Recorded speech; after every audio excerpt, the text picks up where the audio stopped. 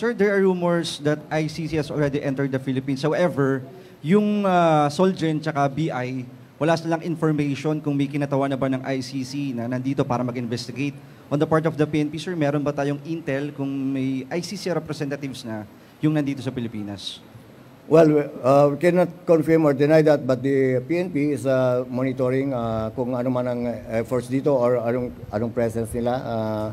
But as of now, we are keeping it to ourselves muna yung report. With regards to the function of the police as far as the implementation of the rule of law, kasama tayo sa pillars dyan, and law enforcement is one of the pillars. I can assure the public and the Filipino people and even the international community that the PNP is never remiss of its job.